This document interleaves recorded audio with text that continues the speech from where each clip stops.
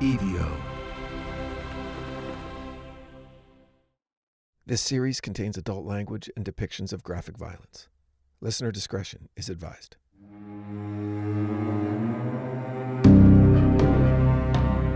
In 1983, a very popular novel was released by arguably the most famous author on the planet. The back of the dust jacket carried the following tagline: "She was born bad, plain and simple, somewhere deep on a darkened assembly line. Christine, a 58 Plymouth Fury possessed by hell." Yes, Stephen King's classic horror tale about a love triangle between a teenage boy, his girlfriend, and his car. The car obviously was possessed by something. The specifics of that were never made clear, but it didn't matter. We knew it was something evil. Whether or not it was biblically evil never factored in. But man, did Christine have a jealous streak. Interestingly, King himself often mentioned, anecdotally, that he wrote on a possessed typewriter. That's how he explained his prodigious literary output. He blamed the ghost in the machine.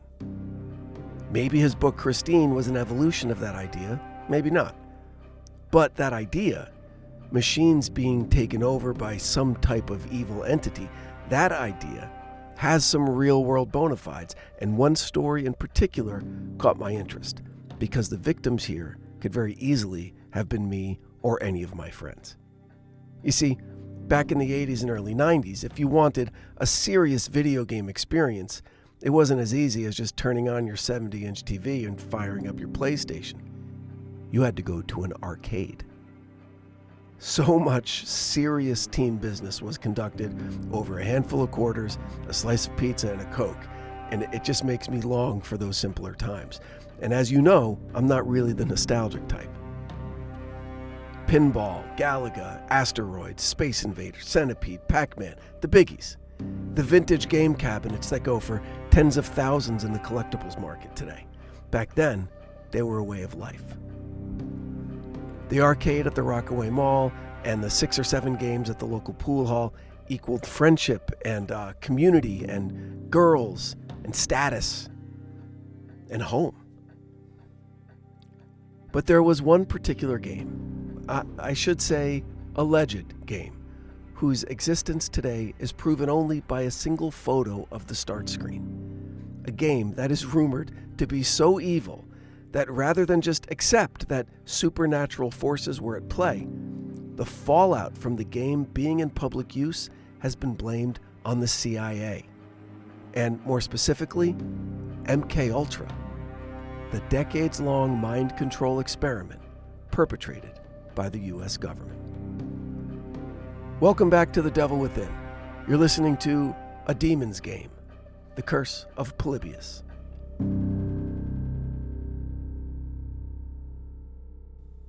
So the name of the game, Polybius, comes from the ancient Greek historian Polybius, who famously chronicled the rise of the Roman Republic.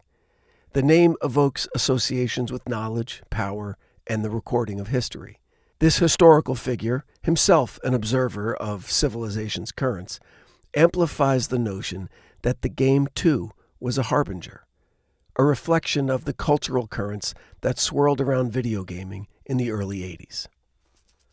Moreover, the game's gameplay mechanics, as recounted by players, further contributed to this mystique. Some described a series of increasingly challenging levels characterized by strange geometric shapes and frenetic patterns that seemed to morph and change. The gameplay was designed to elicit intense emotional responses. It was a journey, not just through digital environments, but into the very psyche of the player. Some claimed that while immersed in the game, they experienced visual distortions and auditory hallucinations, blurring the line between the digital and the real. In the years that followed the alleged release of Polybius, urban legends proliferated, echoing the game's purported dangers. Accounts emerged of players later inducted into medical institutions, their lives disrupted by the immersive experience of a game that changed them with a strange addiction, or what some called demonic possession. Many said they craved the game, returning time and again to face its digital challenges, each session leaving them more fragile and susceptible to its effects. Yet there appeared to be only a small number of machines in circulation, adding to the enigma. Were these tales orchestrated by the very forces that would seek to control the narrative of technology's potential impact on the human mind? And what of the very real accusations of two 16-year-old boys, friends and gamers, who inexplicably disappeared after getting lured into the web of Polybius? These stories captured the imaginations of not only players, but also game developers and critics. The notion of a cursed or possessed game became entwined with discussions about addiction, the psychological effects of excessive gaming, and the ethics of technological innovation. As the digital landscape grew, the implications of Polybius loomed overhead. An ominous reminder that with power comes responsibility, and the gamification of life could conceivably transform into a very sinister concept. In the vibrant history of video gaming, few stories evoke as much intrigue and speculation as this enigmatic arcade game. Polybius emerged into the cultural consciousness during the golden age of 1980s gaming. This seemingly innocuous game became the centerpiece of an elaborate urban legend, one that intertwines the realms of technology, psychology, and the supernatural. Given the tantalizing nature of these legends, you can't help but entertain the notion that Polybius was more than a mere game. It might have actually been, in essence, possessed by a demon. The setting of this tale lies in the only city where anyone had ever reported actually seeing a Polybius game cabinet in an arcade: Portland, Oregon. Those dimly lit arcades where the neon glow of various machines beckoned players into a world of competition and camaraderie. And amidst this cacophony of blips and bleeps, Polybius made its brief appearance. The legend claims that players were drawn into a hypnotic trance, their minds engulfed by the game's kaleidoscopic visuals and frenetic playstyle. But the allure of Polybius was cloaked in darkness. As players engaged with the game, reports emerged of ominous side effects, anxiety, night terrors, and, in the most alarming accounts, seizures. Those who ventured into its digital embrace found themselves ensnared, a game demanding their full attention while leaving them mentally and physically shattered. The narratives woven around this game depict a sinister entity lurking within, a presence that could ensnare souls and erode sanity. This manifestation gave rise to the speculation that Polybius may have been imbued with demonic forces, a vessel for darker energies eager to exploit the vulnerabilities of its players. The concept of demonic possession, often reserved for folklore and religious texts, gains a contemporary twist when it's framed in the context of a video game. The fear of losing yourself to technology resonates with a cultural unease regarding the power of screens to influence behavior and mental health. As society grappled with the implications of a rapidly evolving digital landscape, Polybius stood as a metaphor for the dangers that lay within that evolution. The potential for a harmless pastime to become something far more insidious. In truth, the essence of Polybius speaks to broader themes of addiction and human frailty, an exploration of how easily fascination can spiral into obsession. This tale also invites reflection on the responsibility of creators and consumers alike in an age of instant gratification. Were the creators of Polybius aware of the psychological warfare they might unleash? Could such a game truly serve as a medium for darker forces, or was it merely a projection of anxieties woven into a fascinating narrative? As whispers of the demonically possessed Polybius games echoed through the arcades of Portland and beyond, the game transformed from a technological construct into a cultural artifact, an emblem of the cautionary tales that accompany innovation. The legend lives on, painting a vivid portrait of our relationship with technology and the ever-present tensions between creation and consumption. In contemplating the possibility of Polybius's possession, we delve deeper into the human condition, grappling with the complexities of desire, the thrill of the unknown, and the shadows that lurk just beyond the flickering screens of our digital age.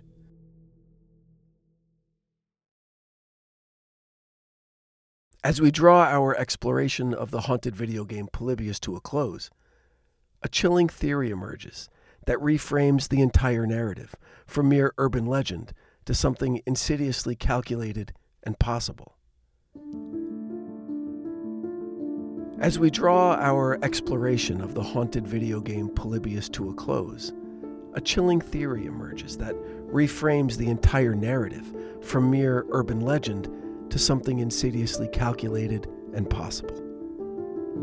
What if the specter haunting the halls of this infamous arcade game was not merely a product of creative folklore or player hysteria, but rather a covert operation orchestrated by a very powerful agency, the CIA, aimed at manipulating the minds of unsuspecting gamers?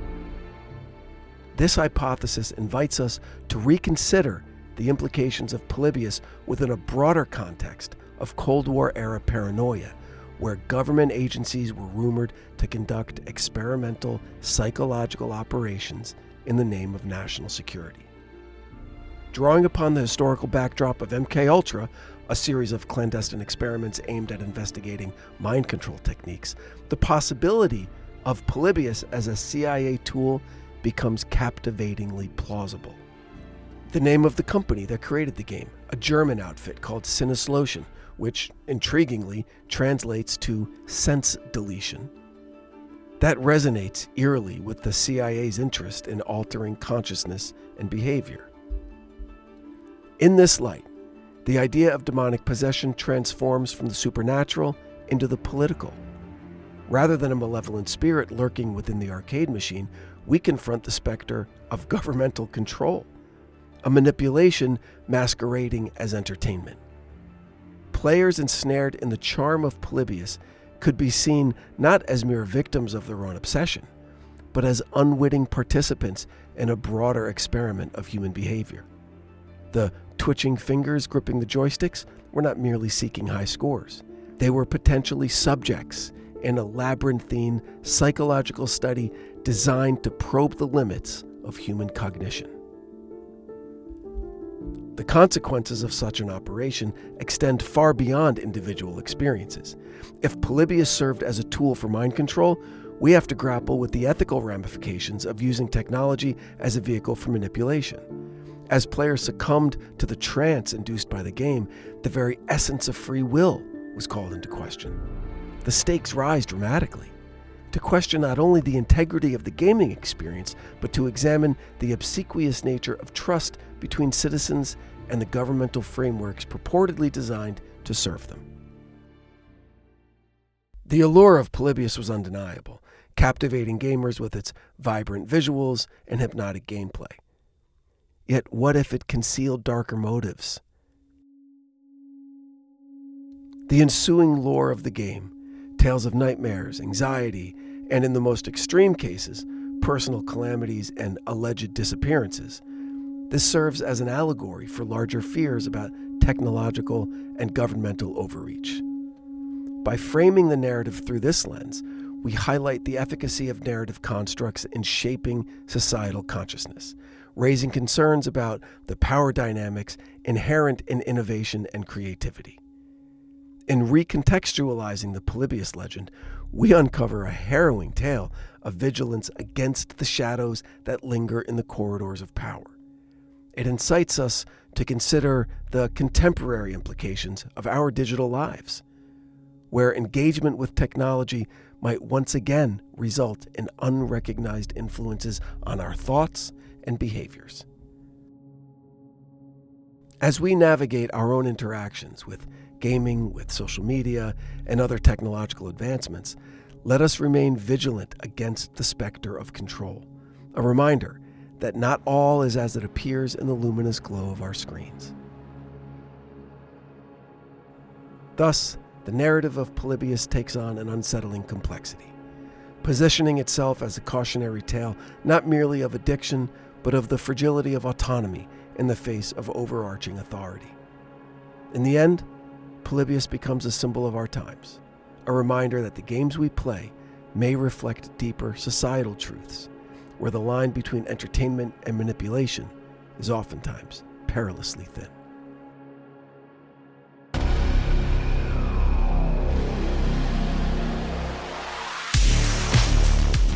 Thanks for listening. And remember, Season 4 of The Devil Within, Satan's Shadow, premieres next week. Make sure you're following and tell a friend. And please head over to Apple Podcasts and rate and review the show. Any engagement, especially over on Apple, helps out tremendously. Thanks again, and until next time, stay safe out there. The Devil Within is an EVO production, recorded live at Bel Air Studios in Los Angeles, California. Written and produced by Brandon Morgan, executive produced by Danny Abelson. For The Devil Within, I'm your host, Brandon Morgan.